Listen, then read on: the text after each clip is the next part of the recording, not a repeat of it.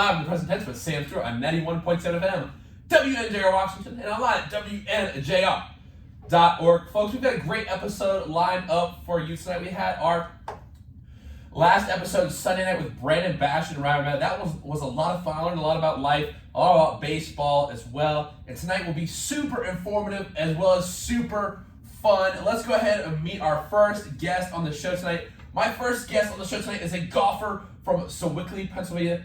He finished 12th overall at the Cardinal Spring Classic in Hagerstown, Maryland at WNJ's last tournament, helping the Presidents to take home the first place spot. Everyone, welcome to the show tonight. Luke Melisko. Luke, how you doing tonight? I'm doing good. Thanks for having me on. I'm excited to be here. I'm really excited to have you on tonight.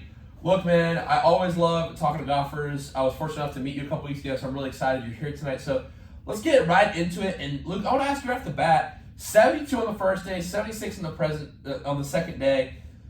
Individually, how'd you feel out there playing out there in Hagerstown, Maryland?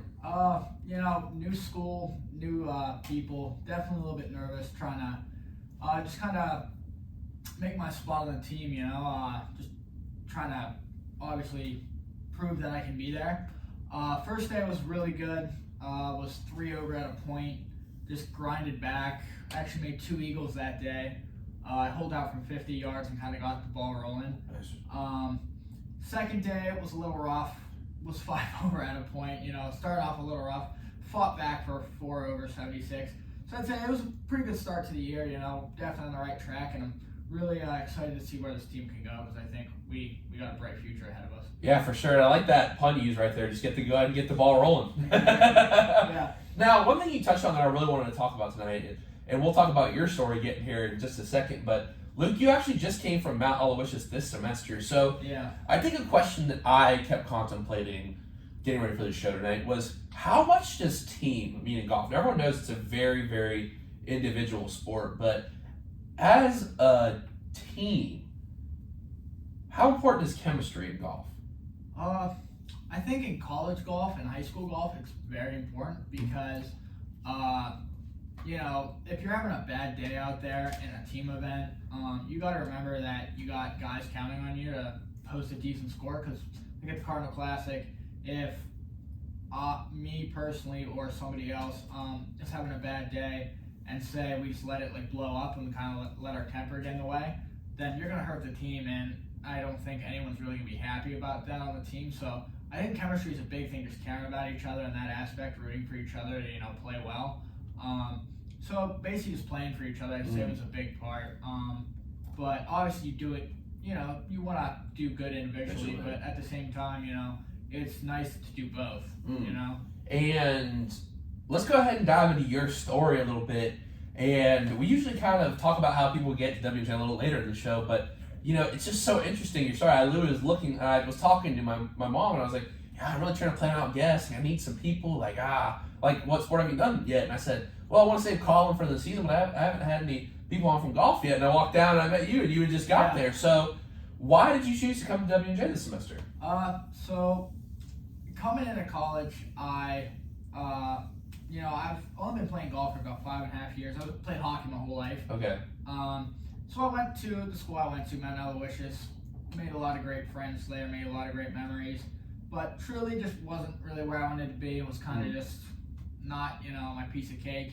And so I had a pretty solid fall season for golf, and I was looking, and I remember just I played with some of the kids from WJ, and I was like, these kids can play. I was like, Do you remember what kids it was? I played with Cato this summer. Okay, yeah. But then I played with Dawson, the year, my freshman year, and I just kind of have heard about WJ, and so I looked up the stats and everything, and I was like, okay, this is a team that, 1, it's closer to home, 2, I know that these kids want to win, and then the stats prove it, so it's this is a good spot, let me see how the school is and everything. And I talked to Coach Cluck and really hit it off with him. I remember my visit here, we legit talked in the dining hall for 50 minutes, just about golf, just golf talk. And I think as soon as that happened, I already saw the campus, I was like, yeah, I want to come here. But I talked to a couple other schools and stuff, but just, I don't know, I really just fell in love with this place as soon as I showed up. One, because of golf, it's such a good golf school for D3. And then also just being closer to home is a big thing for me. So No, that's awesome. And when you have a coach like Coach Cluck, who is so experienced, he's in his 8th year. He's been a 4-time Pac Coach of the Year. He had a very impressive pro playing career as well. Really, just a student of the game. And I don't even know golf, but just talking to him, seeing how he interacts with people on the golf course. I was fortunate enough to go out to a couple events last year. What is it like when you get to play for a coach with that much knowledge? That is also a reason I came here. So I got in contact with Coach Cluck was through my swing coach. Okay. I was talking. I was like, I'm thinking about transferring. I'm thinking about this school. He's like, oh, I know Cluck. Give me your stats and I'll send it over and I'll give him a call. So he did that for me. And like I said, as soon as I started talking to him, I knew he was a good dude. But no, it's definitely like a sense of like achievement and stuff to like play for someone that like qualified awesome. and like Yeah. stuff. Because like there's definitely a big respect there, like because he's done it all. And like so if I could just do like some of the stuff he's done, that's a goal of mine, just to like be like one of the next greats at W&J. Like I just want to be the best I can be, and he's just a great mentor and really helps you in any aspect you need. If you just go up to him, he's always willing to be there and give knowledge and stuff. So it's definitely a really cool experience, and it feels really cool playing for somebody of that stature. No, that's awesome. And oh man, it's really cool, the culture that he has created here. We've had several longtime friends of the show play for the golf team here at W&J. And one thing you touched on, though, I do want to ask, this is a little bit of a sidebar, but for those who might not know at home, and even myself, I'm not quite sure what the difference is, but what is the difference between like a swing coach and like a head golf coach? And I know that maybe there might not be much difference, but I've always wondered that. Like, what is different from the swing coach? That's a great question. Oh, thank you. So a swing coach is more just, we're not really caring where the ball's going. Well, they are, but it's more about just getting the fundamentals back down, getting you where you need to be. It's more of, like on the range. Okay. It's more just like work, not like playing. It is playing. That's the real way to describe it is. It's a good question. That's why I would say a mental coach is more just getting you to trust yourself. And keep it really simple. It's like where a swing coach, you're thinking about stuff, you're trying to fix things. So Coach Cluck on a day-to-day basis isn't really trying to correct your swing. Yeah, he's letting you just play golf. If you ask for help, he'll give you help. But biggest thing is he just lets you play. And is there some strategy he's telling you about too on certain courses? Exactly. He just gives you gives you confidence. Like he'll come talk to you about the plan, the play. Say it's a flag on the right side of the green. He's like, all right, just aim middle of the green. If it fades in, it fades in. If not, you're middle of the green, you're fine. Play at this number. And then he says, all right, hit it. Doesn't say anything else. Just tells you to hit it. Just is like, hit that point. And that's the best way to coach, in my opinion, is because it's like it gives you a game plan, gets you strategized, gets you locked in on a target, and then you just go. But I would say that was a really good question because there is quite a difference. I was wondering that. But he's like a really good combo of both. All right. Well, I'm sure that's great to have the kind of strategic side of things as well as that. And one thing me and my dad were talking about, I feel like sports coaches in general, the best coaches, and I feel like Coach Mountain does a great job of this as well, is you got to be the strategic guy, the guy who can drop the X's and O's, who can make the aggressive decisions. Yeah. A lot of Coach Sirianni as well. The success he's had, but also take care of your team, be that spiritual, emotional leader who can make the big speech. You know what I mean? And it's I feel like I get that, and obviously you're not making big hype speeches in golf. You're not running out of the locker room or anything. But I think that combination of X's and O's, but also confidence you give your players is a big key for a coach. He definitely gets you going. He definitely makes you want to play well for him and everything. So this is just stuff he does that shows he really cares too. Out of nowhere, he'll send a text out randomly to the team just saying how proud he is of us for how hard we're trying and stuff. And that was a big thing that just doing stuff like that. I mean, also makes you just want to fight for the guy. Like I said in tournament rounds, when you're playing bad and you kind of just want to be screw it, I'm just gonna get out of here and just slap it around and get out of here. But with him, you just want to just grind your butt off. Just try to do the best you can for him. That's really cool. And to talk a little bit on that X's and O's side of things, just a little bit.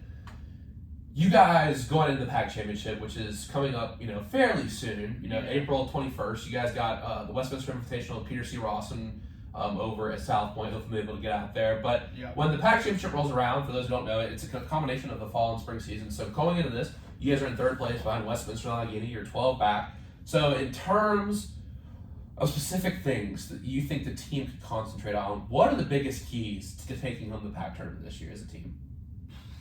I would just say consistency and just trust in it. You just gotta trust yourself and believe that, you know, we can come back and that we can just grind it out. I wasn't here for the PAC first half of it. I'm hoping to be in the second half.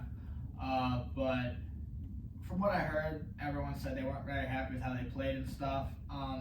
So I think we definitely still have a lot to give. I think everyone has a little bit of fire under their butt, a little bit fired up. So I think we definitely have something to show. So yeah, really.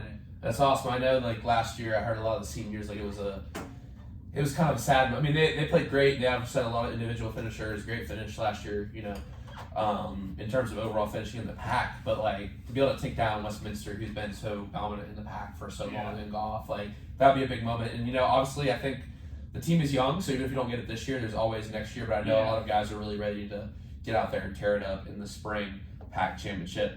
And you know, one detail you touched on earlier kind of leads into my next question. It kind of starts in this next segment is, when did you fall in love with the game of golf? Because you said you just started playing it recently. Yeah. So it's actually kind of a funny story. So I've been playing, like I said, 5.5, 6 years. I started around 8th grade, middle 8th grade.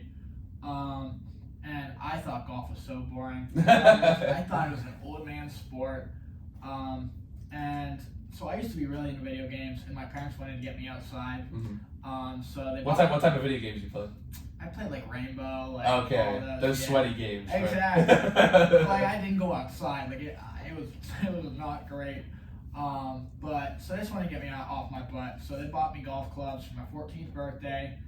Didn't touch them for like a year. Then my grandpa started taking me to the driving range and everything. You know, typical like grandpa, grandson, like just getting, just going out there and having fun. Then my grandpa ended up getting sick and passed away. So it's all right, but it like really ignited it in me because I just remember all those good times with him. And so it was my way of remembering him. So I would just legit go outside in my front yard and just chip golf balls. And so that's why I have the tattoo for him and everything. Yeah, no, you showed me that. That's awesome. He's a big reason I play golf. And then also I got lucky. My best friend still moved to my middle school in 8th grade. And so like a year went by, and I was sitting at a lunch table, and I had just met the kid. And he was like, "Oh, what sport do you play?" And I was like, "Golf and hockey." And I had never like played real golf. I just went to the driving range. He's like, "Oh, we should go play." So that's how I got into it. We just started going after school and just started playing 9, 18 holes. And slowly I started getting better. And I started being like, okay, I really, really like this. And then tried out for the golf team my freshman year of high school. Fun fact, got cut. Didn't even make JV. Wow. Was the only person to get cut. Wow, what a story. Yeah. Now you're here. That's awesome. And then 10th grade, made JV, won most improved player. Then I made varsity my junior year.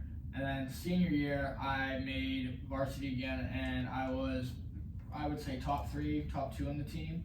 I was number 1 to number 3 for most of the time. My high school was a very solid golf school.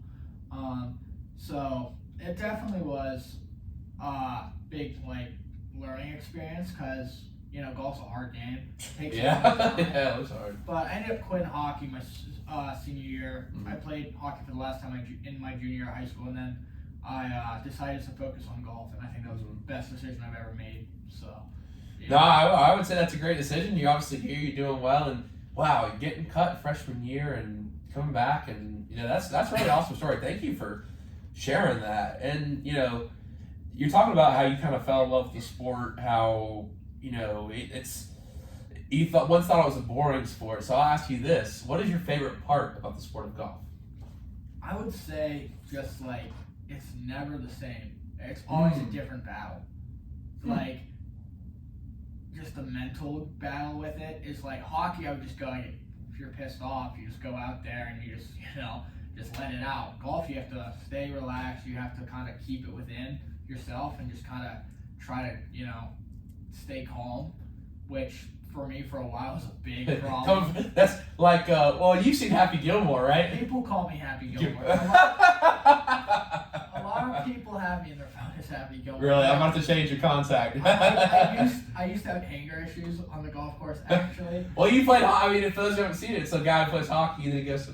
I was legit like Happy Gilmore. Like, I've broken clubs on the golf course. Like, it was actually in our high school championships. I'm not proud of it, but I snapped my 5-iron. Oh, wow. I was just really upset. It was just stupid. And I'm not proud of it. I've thrown some clubs. I've acted a little immature, but I mean, I think everyone has done it once or twice, but it's just maturing in the game. Yeah, I've played some mini golf. I've thrown my club a couple times. Yeah, mini golf is frustrating. No, dude, I have so me and my dad always play this kind of a thing, and we went down to Florida. We went 1-on-1, but this summer I could not beat him for the life of me. And it was like 2 weeks before, like, well, it was 1 week. I was gonna go home and stay in Raleigh for a week, and we have a place at the beach called Topsail Island. It's this beach. I know we talked about that. Yeah, we did talk about that. That's right. I always used to go down there for vacation. Right. I loved Topsail. Yes, Topsail. Topsail? So like, if you're from, most people say Topsail, but everyone's like Topsail. Like, that's what I was heard when I was like down Topsail there. Island, yeah. Like Kendall came on the fall. She kept saying Topsail. I was like, what are you talking about? Exactly. But so there's this old like 1950s golf course. I'm winning. Like I'm up 2, dude. Yeah. And like I'm like, all right, feeling good. Last time before I go back to school, let's get this dub. And there's this dog. You have to hit it under the dog's legs. Oh, is this gonna be like Happy Gilmore, like the clown? Yes, and like, like yeah, ball, go to your home. Yeah. What? And I hit that dog probably like 20 times. Yeah. And I don't care if I putted it in or not. I just walked off. Just walked Oh off. man, but no, mini golf's a good time. I wish there was a mini golf course in Washington. Someone told me there was up by the old driving range. That place is closed down now. Yeah, I think that's where we used to practice before I showed up. Yeah, I'd rather do. I mean, are you a Top Golf guy? I don't think mini golf is a Top Golf person. I think Top Golf is overrated. It's more of a club. Like it's a nightclub. Yeah, it's you- fun if you want to go eat and have some drinks, but the thing is Like serious golf players don't go there to work on their game, do they? no, it's so expensive. Like, Mm-hmm. why would you go there to practice? If you go there to practice, I'm sorry, but you're doing it wrong. Yeah, I agree. I mean, just because, I don't know, it doesn't seem like the environment to practice. But, you know, I think that is the cool part about golf, like what you were saying of how it's constantly different because the wind, the rain, the sunshine, like the course, the way the grass is cut. Like, I don't know all the ins and outs, but I think that is a cool part of it is like, just the variety in it. There's no, like, that's the thing is like every hockey ice rink, like the ice is the same. Not the ice isn't the same, but like the layout, you know what I mean? Yeah. Same. Well, it's like in Hoosiers, it's like 10 feet, the rim's 10 feet off the Exactly. basketball, the rim's up. In baseball, though, you might have some different turf or Yeah. grass in baseball. The bases are 90 feet. Yeah. Mound is 60 feet. Where golf, it's like there's so many different courses in the world with different layouts, Yeah. different like types of grass. I mean, there's just so Different much, wildlife. You got Exactly. gators. There's so much challenges. It's just like it's absurd. Yeah, no, that's pretty cool. And I want to ask you now, what is the most difficult part of the sport of golf? Mental. And that's perfect because we're actually going to get into that right now. So, for you, and this is why I really love having golf. So I kind of prefaced this in the introduction, but you know, I talked about Wong, Colin Wags are all my real good friends, and you know, in baseball and in golf can be somewhat similar in the fact that you are the only person who can pitch the ball, you're the only person who can hit the ball. Exactly. In golf, you're the only one person can hit the ball at a time. Yeah. You take your turn, and so I really like hearing people's answers to this stuff. And when you make a bad shot, what's the thought process of the next shot as you're walking up? It used to be, you know, you stinking idiot. At least you're on it. Yeah. But as I've gotten better and I've learned to control it more, is if I hit a bad shot, honestly, you legit just gotta smile and laugh. Like, you gotta look like a psychopath a little bit. You just gotta laugh at yourself and just be like, you know, it happens. The pros hit bad shots. You know, you can't expect to be perfect. Nobody's perfect. So what I just try to do is I just try to focus on the next shot. Yeah.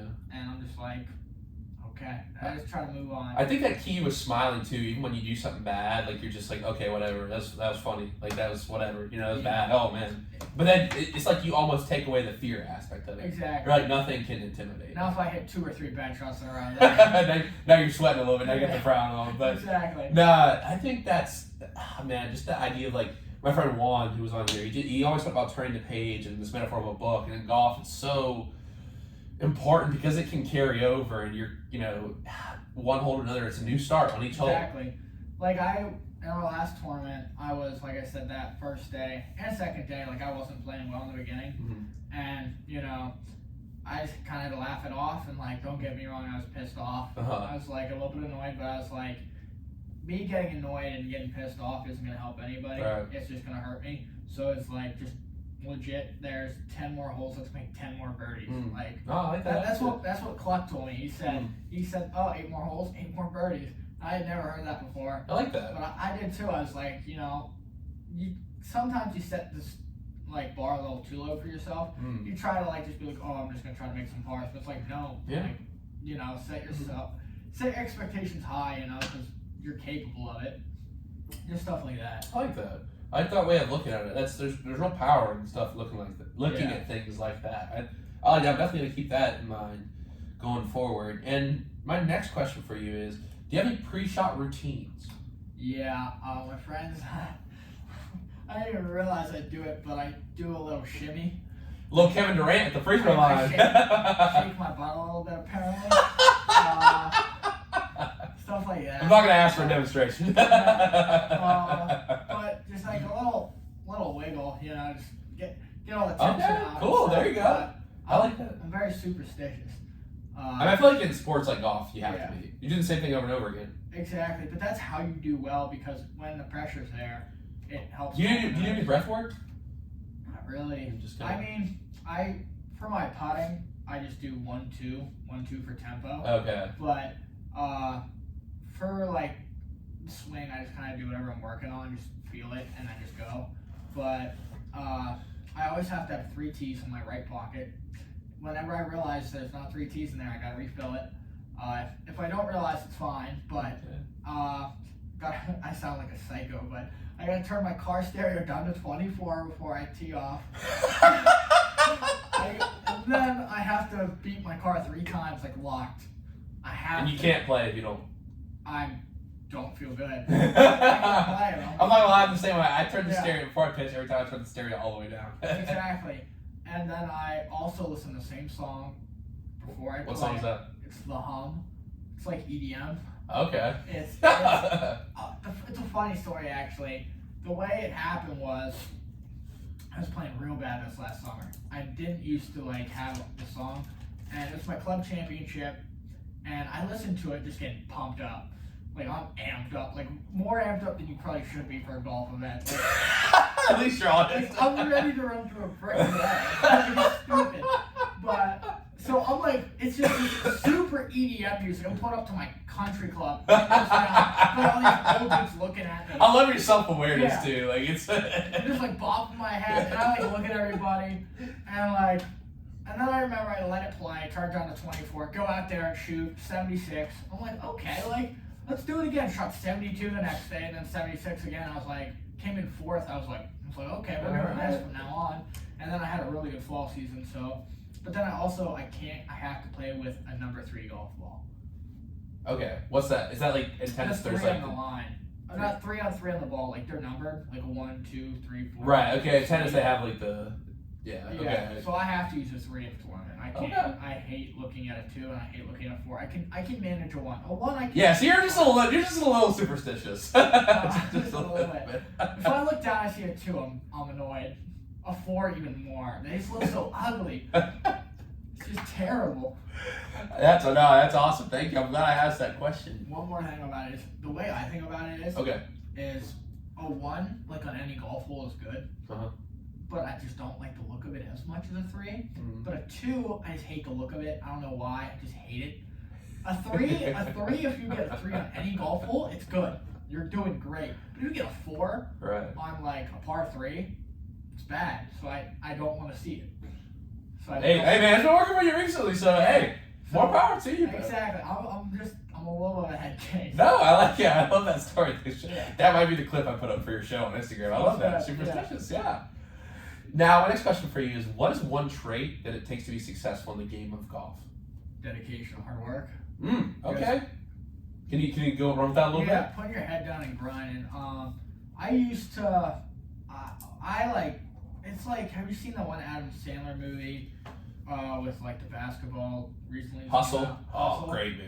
And it's like there's 1,000 guys waiting in the wing. Like, do you love this game? I live this game. Yeah, legitimately, it's how you gotta be. Yeah.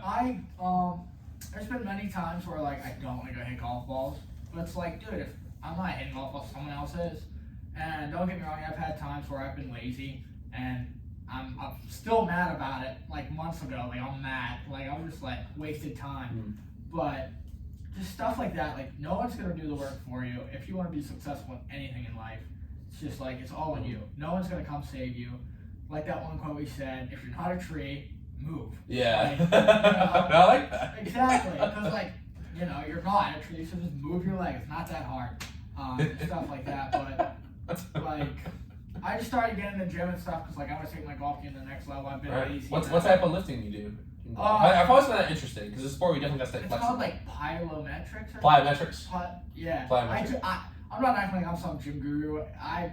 No, and it's interesting because Nate Shiro is really, he's, if you met him, Nate Shiro, he's an MVP for track this year. Okay, so yeah, plyometrics is typically like works on like the exploding parts of the body, like you're trying to fast switch muscles. You fast switch muscles, that's what I was looking for. Well, yeah. I can't act like it because tonight is legit gonna be my third night in a row of working out. Like I'm just getting into it because I've been a lazy, son of a gun the past like couple of weeks. But I'm just trying to hit the ball farther and just be more efficient and everything. Yeah, dope. But like, it's just like, just in general, it's like, if you want it, go get it. But don't complain if it's not working out if you're not putting the work in. So stuff like that. Wow, I like that. I like that a lot. No, I'm really digging what you're saying right now. My next question for you, and I'm really interested to hear your answer to this, just all the insight you've provided so far. But if you could go back to the first time when you picked up that golf club, the first time you ever swung those golf clubs with your grandfather, what is the biggest advice you would give yourself knowing what you know now in your career? That's a really good question. I'm impressed by these questions. Thank you. I appreciate it. Don't be so hard on yourself.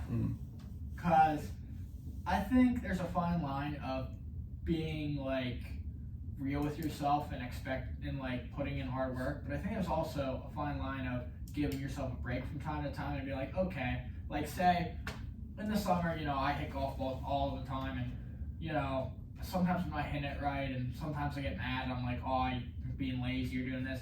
Sometimes it's just okay to be like, okay, I put in the work, sometimes it doesn't pay off. Yeah. And don't be so hard on yourself because that's just going to hurt you more than it's going to help you. Just being so negative all the time. Because I will say there was a long period in my golf game where I was just so negative. My freshman year of college, I was so bad. I think I averaged 84 and I legitimately was just so mean to myself, and it's not beneficial at all. So I'd say just give yourself more credit, just be nicer to yourself, more positive. How do you try to do that? Do you do like self-talk or? Yeah. Because it's really easy to be. I think. Exactly. I mean, all of us can think of ways we're negative for ourselves. I think golf brings it out even more than in you because it's like it's just you out there, and it's a very like self-reflecting game because like I said, what you put into it, you're gonna get out, and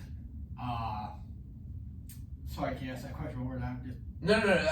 You're on a great path there. I was. No. You're good. No, you're good. That happens to me all the time. Like, along the lines of the question was kind of like, how do you stay positive on the golf course, and how do you kind of avoid this? And I feel like it's a really meta type question. But are there any strategies you do? Like, do you catch yourself talking bad to yourself? Or? Yeah, I'll just legit just say to myself, I'll be like. It's gonna sound so cocky, but my dad legit told me this because I was nervous to be at a new school again when I came here, and this is what I've started doing is, just say to yourself like I'm the man. Like I will legit say like on the golf course, I'm Luke Melisko. I'm swear word Luke Melisko. Like, just like pumping yourself up. Yeah. Just getting yourself being like I can do this. Like. I've done it before and stuff like that, but it's also just, like I said, the bad shots, laugh them off, but it's also just like, I've had success at times, so it's like also looking back to that, and just being like, okay, I might be having a bad day today, but who says we can't turn it around and make it a decent day, stuff like that, so I would just say, more just positive self-talk and just believing in myself more. Because just getting down about it ain't gonna do anything but hurt you. So stuff like that. Just Wow. Thank you for sharing that. And my next question for you tonight kind of runs along these lines. It's perfect. It's like you read my show notes when I had them open on the desk up there. But this one is tough, and I think it will probably challenge you because you're gonna have to talk good about yourself for a second. You're gonna have to be positive. But what is something in your life that you are proud of? That's a good question. I would say there's a lot. I've definitely been through quite a bit of stuff in my life, and I would just say my will to never back down. Don't get me wrong, there's been times where I've been down, but I feel like I always get back up and come back stronger. Whether that be with family stuff, sports, school, whatever. I just feel like no matter what, I'm always just I always come back stronger. It might take me a little bit to get back up, but like I said, I've just been kind of lazy past couple weeks, and now eating crap and just kind of let myself get a little. Hey, I get you, bro. I was eating good in Florida, bro. And so now I'm just eating chicken and rice, just getting clean, just stuff like that. I think just holding yourself accountable. So I think just that kind of stuff. I'd say I'm very proud of myself because I've brought myself out of some really dark places. That's awesome. So that's a great thing to be proud of. And Sarah Baradelli, she's a center on the basketball team here, and her quote of the day was, "When you're tired, learn to rest, not to quit." We all need those mental breaks. We all need those physical breaks, maybe where we fail and we feel like we can't get up. But it's not an idea to quit and say, okay, once I regain my strength, I'm going to get after this again. Something good I heard about that is about the resting part is it's people that are resting while they have stuff to do. That's not actually rest because you're worrying about it. Real rest is when you have everything done and you're not stressing about stuff. Yeah. Do you know who David Goggins is?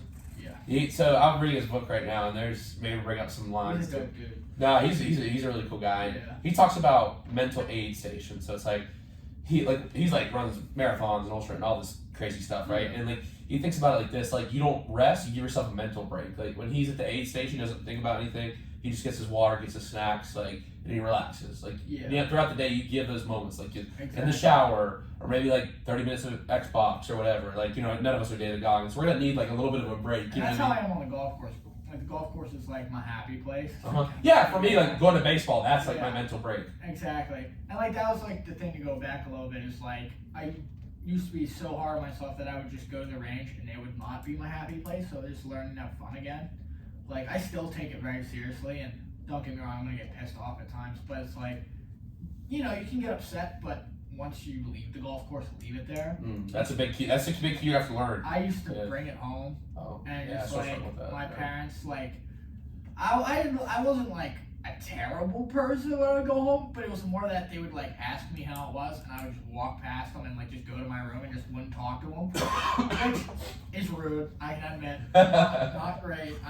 I learned my lesson and everything, but I will say I got a great stepmom and I got a great dad. They're my rock.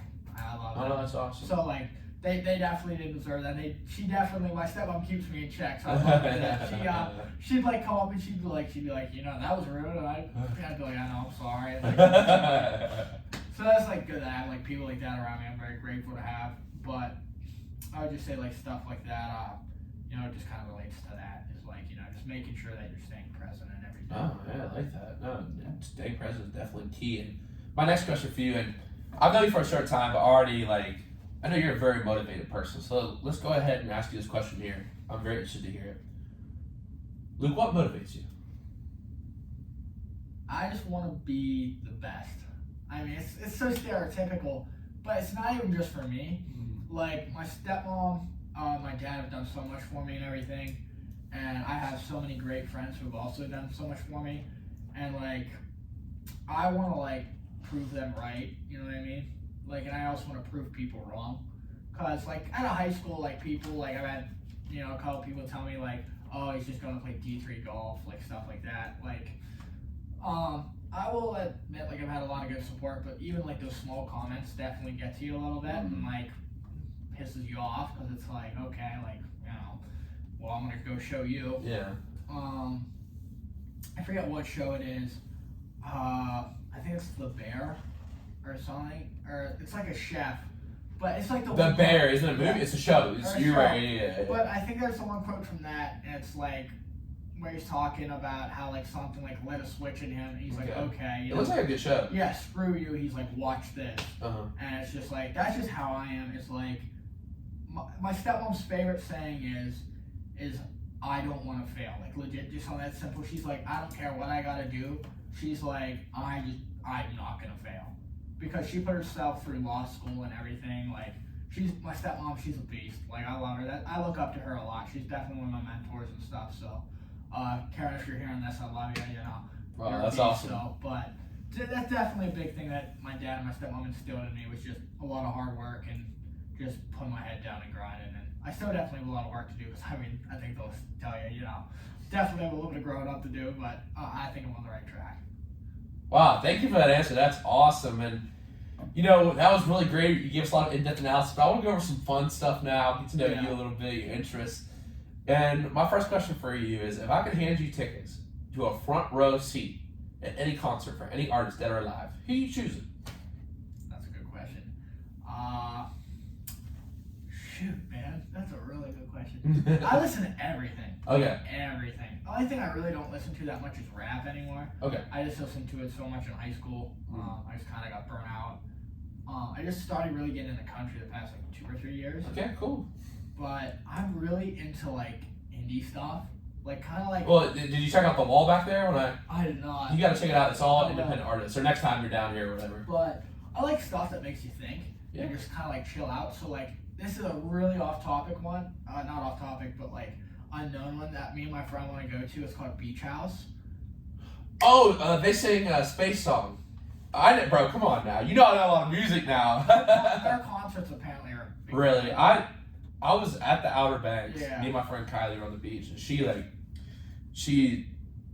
she's dope. But Yeah. this place is stars, and she has all this alternative music, and she put on Space Song. We're out in the stars, the Outer Banks. I was like, yo, I was trippy. It's spiritual. Spiritual. I tell you, dude, they're all their music. Me and my one friend love it. The one that actually got me into golf as well. Okay, cool. He's Have one you heard my of best Skeggs? friends. Stranger Days by Skeggs is a song I think you like. It's really deep. Yeah, no, I love stuff that just makes me think and just like makes me like especially like just I love listening to like their music at like 7 a.m. like when it's so dark out and you're driving and like the sun's starting to come up, like it's just I rock it. No, it's vibey, bro. Yeah. That's why I really like J. Stuff Cole like and that. Kendrick on the rap side. See, I like them, but I can't get a rap anymore. It's Huh? just like it's so What's your taste? they're good. Don't get me wrong, but I feel like it's repetitive. I feel like a lot. You gotta dive into this choreography, bro. You gotta I dive will admit, I just haven't dived in deep enough. I'm just listening to all the stuff on the top chart. Yeah. No. But I just like a lot of alternative stuff that's really That's cool. vibey and just kind of like really. Yeah. Have you heard of Weston Estate? See, I really got into chill music like Brockhampton. They're like Brockhampton. Solid. Very solid. Brockhampton, Kevin Abstract. I like Backseat Lovers. I haven't heard of them. They're really good. Weston Estate. They're from Raleigh. They're Okay. Really good. What's another good one? Bristol Mahoney. I don't know. Uh, I'm trying to- Chilling on the interstate or whatever. I don't know.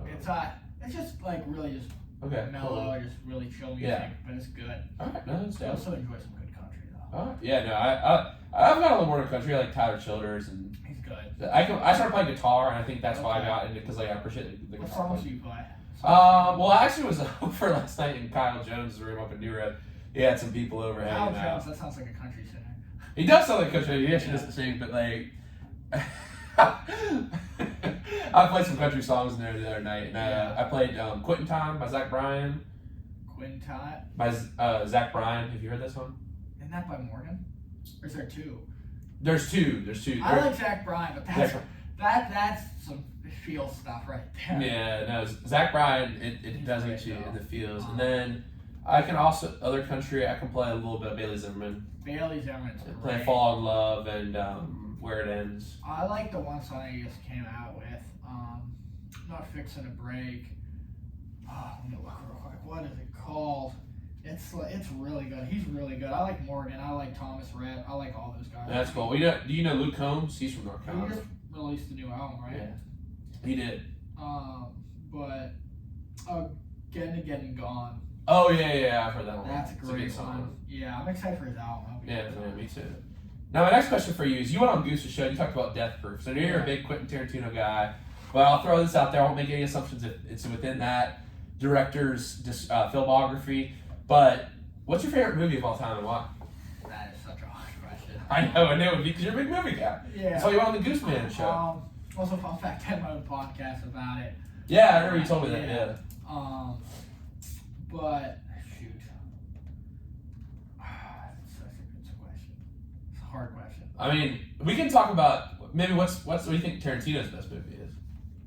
I mean, it's gotta be like Django, like just. Okay, and we talked about this. Yeah. You don't like Reservoir Dogs, right? Worst. That's the worst movie ever. It's so bad. Oh, how, bro? So Harvey boring. Keitel and oh man, it's so good. Boring. Dude, it's so It's good. all dialogue. It's so I hate good. that. I have ADHD. I can't. Okay. The plot twist though, like. Yeah, I mean, I can find a plot twist anywhere else. Like, come on. Oh Like man. Death Proof. Death Proof has a better. Death Proof has more dialogue than. Yeah, but it's a good twist. But it actually has action at the end. Yeah, it does have action. Oh, he does have more action, but there's a ton of dialogue in Death Proof. But like Django, Glorious Bastards, Hateful Eight. See, I thought Hateful Eight is worst, but this is good. Oh, Jackie Brown's the underrated one. I have a Robert De Niro Jackie Brown poster. You got taste. I respect it. Yeah, over at Edie's Entertainment, they have like all these. But I'd also say like. I like movies that get you in your feel. I'm just kind of a spiritual guy a little bit. I like that. No, I like that. What's the I just watched Marriage Story. That almost made me cry. Oh God, dude. That's sad. I've been meaning to watch that. That thing's gonna make me cry. It's sad. I won't lie. It's about this couple's getting divorced. It's like I the process of it. And they have a kid and stuff. I'll cry, dude. Adam Driver and Scarlett Johansson. Adam Driver's great. He is great. What's the last time I cried in a movie? I'm trying to think of the last movie I cried at. I'm a crier. I can see it. I will say it. I looked at the camera. I will say it. I'm okay with it. I'm okay with a good cry. I'm trying to think, when was the last time I cried in a movie? Oh man, I just watched one the other night called Beasts of No Nation. Oh God. Have you seen it? Oh yeah. I saw that in like 7th grade. I didn't know it had been around for that long. It popped up on my It was on Netflix Netflix thing. for a while. It is. Yeah. It's still on Netflix. It's Idris Elba's great. I think we watched it in like my social studies. It's very like informative about like what's going It was on. 9th grade. We watched it. And it's what's going on, what happens like in Africa, the battles and resources and it's stuff. really sad on it. Yeah, because it's real. Like, Warlord. Yeah, it's based on a book. There's child soldiers. It's just Beast of No Nation is a book. Yeah. But I would say, I mean, like the chick flips, like Notebook, like all that stuff. Like, dude. I thought Avatar, the first Avatar, was like sad. I like that. I never really got into that kind of stuff. Really? Yeah. Are you a Star Wars person? Never watched Marvel? any of those, no. See, I cried at the end game. That's understandable if you watched all. Yeah, so you're not into that kind of stuff. Interesting. I would say like La La Land was a good movie. I never saw that. It's a That musical. didn't make me cry, but I would say like one that always gets me crying, Marley and Me. Oh, bro, it's a dog, bro. Well, Turner and Hooch. Have you seen that? Shoot, man. I'll get you cry right here, but no, that's You got me crying. it's a dog, bro. Yeah, it's a dog. I mean, He I doesn't got love two dogs. golden retrievers, so it's Yeah, fine. I got a she's a hound and German Pointer mix. So Yeah. no, I definitely rock with No, dogs. just any good movie. I mean, anything go with a good plot that has like a relationship or just like friends that like just stuff like that. I mean, you gotta be heartless to not feel anything for those. Yeah, and that's what makes a good story. I feel like, well, I'm actually filming a documentary right now on this, but what makes a good story is I feel like there has to be, universally, there's some degree of relatability. Yeah. If it's a good story, you, to some degree. Exactly. Maybe you're not in the situation, but maybe you experience the human emotion. Like, Yeah. that's why art's really, like, I might not have ever been to this, I might not ever have stood next to Jesus and, in these clouds, or I might never been to the Wild West in the 1800s with these buffalo, but like, the emotion of what the artist was trying to it's conveyed to me. It's relatable. I forget what the one movie it is, but I was bawling my eyes out. What was it? It was with the guy from Twilight, and I remember in the end. This is gonna spoil it. I apologize, whoever this is, but he dies in the tower of 9/11. It's a movie about 9/11. It's not even about 9/11. It's about like this couple, and they have all this stuff, and then he just dies. Like it's like that's a spoiler. Yeah, that's a spoiler. And it's just like the ending is just like you got there and get back together, and it's like. Have you seen A Perfect Storm? I think it's my final answer for the saddest movie. Shoot, I mean, all those, Follow My Stars, like anything like that, it's just a tearjerker. Like they're coming at you. He's getting emotional out here. Oh man. Thanks for sharing that. It's an awesome conversation. Now, a couple more questions here. What is one golf course? If I could hand you a ticket right now, so you have one free round to play this golf course. You have the North Carolina hat on right now. You were close to Pioneers. You didn't play Pioneers. I played the Country Club of North Carolina. Yeah, so it's close to Pioneers, right? So if you could play any course in the world right now, what course would it be?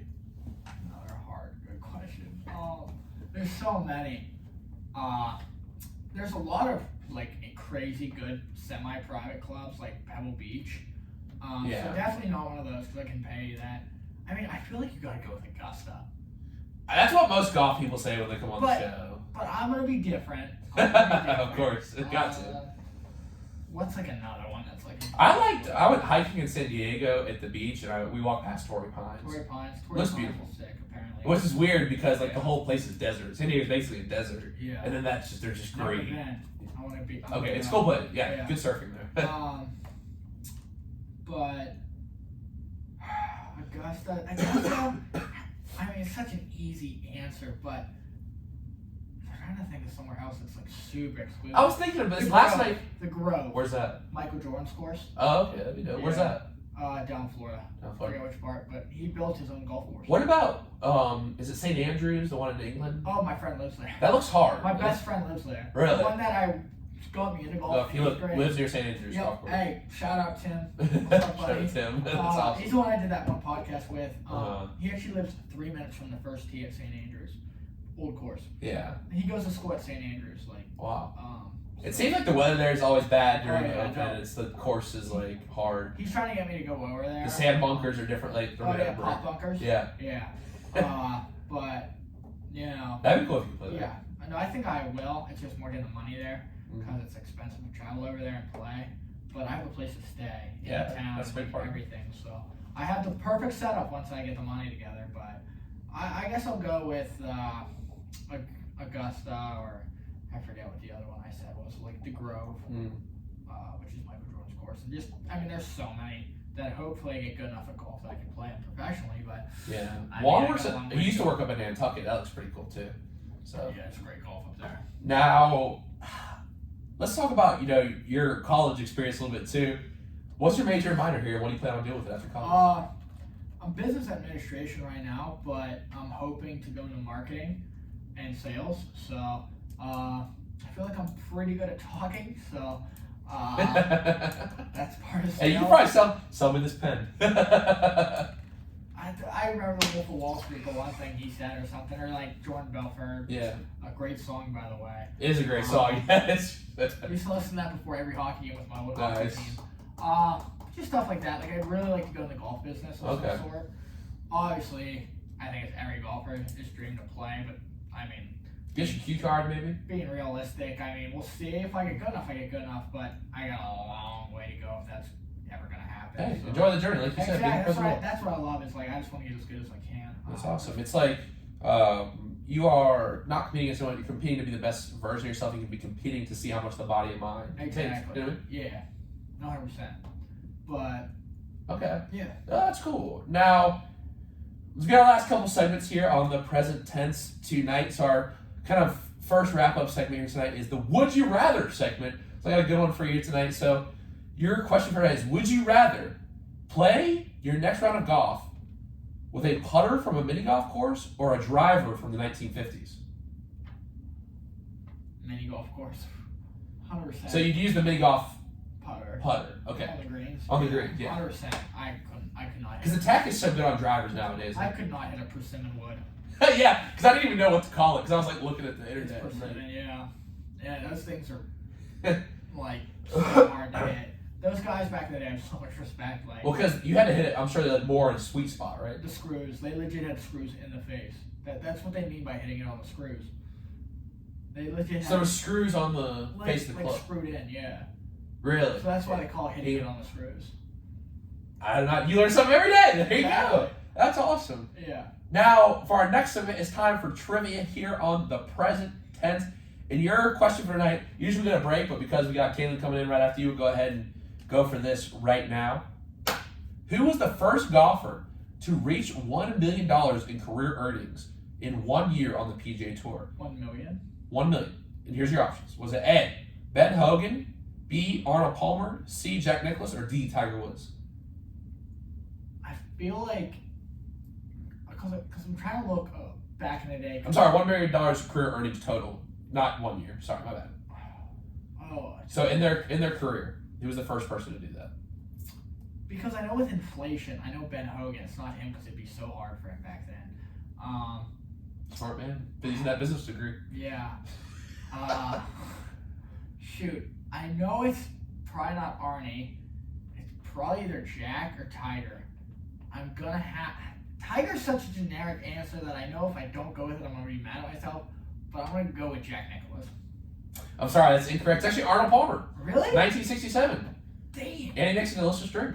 They're Arnold Palmer. Oh, I didn't think about that. I was talking about golf course earnings. No, that was from golf. I'm just saying, it was from golf. But, now you guys don't mind the I tips. overthought about it. You ever thought it. But the Ben Hogan thing was smart. I didn't think about it. That was a nice elimination. But I did think it would be, if I probably think one of the two guys Tiger, before. I'm not gonna lie. But Tiger's later, though. You know what I That's mean? what I thought, but I was like, But he makes so much money, like Tiger. Dude. Do you hear like that new golf tour offered him like $1 billion? Yeah, LIV. It's crazy. I hate Liv. Why? Why do you hate it? I just think it's stupid. Like 3 days, tournaments, like no cut, like it just kind of takes away from like the competitive. I'm not saying like get your bag, like I support that for the most part, but it's just like at the same time, it's like I don't like how they're coming at the PGA as much because it's like they kind of like PGA kind of made who they are. Like it's kind of like respect your grandpa, like who like helped you get where you are today. Is how I think about it. It's like they got don't like the fan that fed you. You know what I mean? Yeah, I mean that region of the world, bro, they got more money than they know what to do with. Dude. Did you hear the new thing? I don't know. They just signed. I mean, Cristiano Ronaldo's playing in the Middle East now. Oh, the World Cup was in Qatar, dude. That region of the world with oil, bro. They have screw you money. They do, and it's not like it's ever around because they put an investment. So like when it runs out, they'll just take out the investment. You know, they'll just. They have unlimited money, like legit. They legit, like cheat code, like GTA. They money. can't. They have like trillions. And they just signed. That's why Ronaldo's playing. That'd be like Ronaldo playing for like a minor league baseball team. Exactly. That'd be like Mike Trout playing for like a single A team. Yeah. I mean, personally, if I got offered all that money, I would go. Yeah, you don't even lie. You go. Stephen, what do you think is Stephen? But the one thing I heard, I don't know if this is true, but apparently, if they want to leave, you have to pay back 2 times to 4 times the amount that you signed for. I don't. If that's true, That's crazy. That's Well, then that's not even possible. That's What? crazy. That's not even possible. I mean, that's how they get you not to leave, I guess. Yeah, I guess. Wow, that's If crazy. that's, I don't know if that's 100% true. I saw that online. Don't believe everything you say. There you go.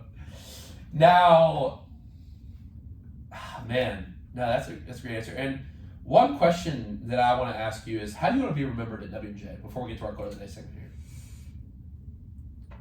That's a good question again. You got good questions. Thank you.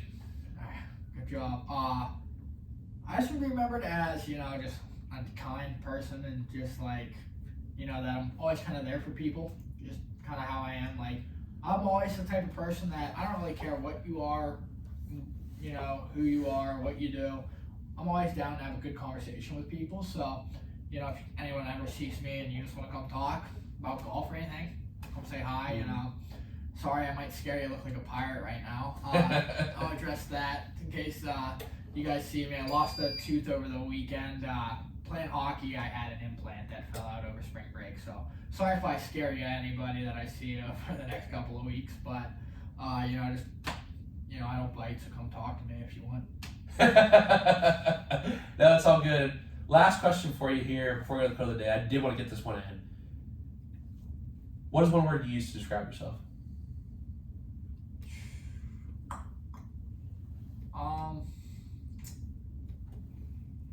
Powerful.